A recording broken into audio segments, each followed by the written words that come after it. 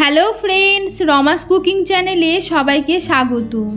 আজকে নিয়ে এসেছি আপনাদের জন্য বাসন্তী পোলাওয়ের রেসিপি। কিভাবে সঠিক পদ্ধতিতে ঝরঝরে পোলাও বানাবেন সেটাই শেয়ার করব। স্কিপ না করে পুরো ভিডিওটা দেখবেন। চলুন তাহলে শুরু করা যাক। প্রথমেই একটা বোলের মধ্যে 1 কাপের মতো চাল নিয়েছি। আমি এখানে বাসমতি রাইস নিয়েছি। চালটাকে ভালো করে ধুয়ে নিতে হবে 8 থেকে 10 বারের জন্য।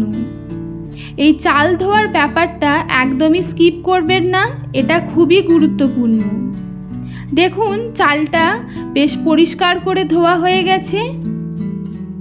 এখন চালটাকে 10 মিনিটের জন্য ভিজিয়ে রেখে দেব। 10 মিনিট পর একটা ছাঁকুনির সাহায্যে চালটাকে ছেঁকে নেব।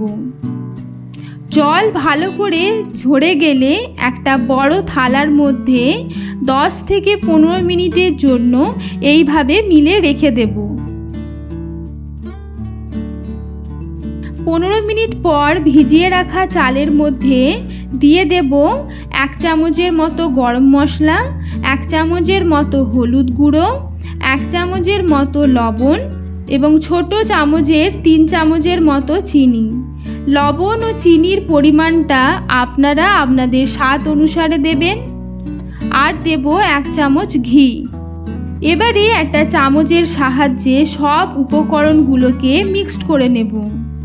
এটা অবশ্যই আপনারা চামচ ব্যবহার করবেন। হাতের সাহায্যে মিক্সড করলে চালগুলো ভিজে থাকার কারণে ভেঙে যাওয়ার চান্স থাকবে। এরপর একটা কড়াইতে 2 চামচের মতন ঘি দিলাম। আপনারা যে কোনো পাত্রেই এটাকে রান্না করতে পারেন, ননস্টিক পাত্র হতে হবে এমনটা নয়। ঘি গরম হয়ে গেছে। এখন ভিজিয়ে রাখা কিশমিশ ও কাজু বাদামগুলোকে ভেজে নেব। অবশিষ্ট ঘিয়ের মধ্যে দিয়ে দেব কয়েকটা তেজপাতা, দারুচিনি, এলাচ, লবঙ্গ। এলাচ সবসময় ফাটিয়ে দেবেন, তা না হলে ফেটে উঠলে বিপদ ঘটতে পারে। 1 মিনিটের জন্য গরম মশলাগুলোকে নাড়াচাড়া করে নিলাম। এখন দিয়ে দেব মেখে রাখা চালগুলোকে। চালগুলোকে হালকা হাতে 2 থেকে 3 মিনিটের জন্য হাই ফ্লেমে ভেজে নিতে হবে। দেখুন চালের রং পরিবর্তন হয়ে গেছে। দিয়ে দেব পরিমাণ মতন জল। আমি এখানে গরম জল ব্যবহার করেছি।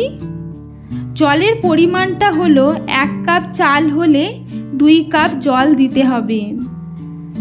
এখন ঢাকা দিয়ে রান্না হতে দেব 10 মিনিটের জন্য লো ফ্লেমে। 10 মিনিট পর দেখুন অনেকটাই জল শুকিয়ে গেছে।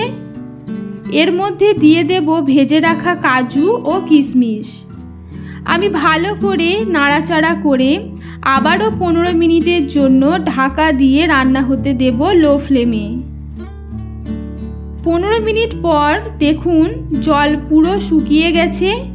ভালো করে নাড়াচাড়া করে পোলাওটাকে এইভাবেই রেখে দেব 10 মিনিটের জন্য গ্যাসটা বন্ধ করে। পোলাওয়ের মধ্যে থাকা যে বাড়তি জল সেটা শুকিয়ে যাবে। আপনারা পোলাওয়ের সাথে কষা আলুর দম, চিকেন কষা সার্ভ করতে পারেন। আমার চ্যানেলে চিকেন কষার রেসিপি দেওয়া আছে, প্লিজ আপনারা চেক করে নেবেন।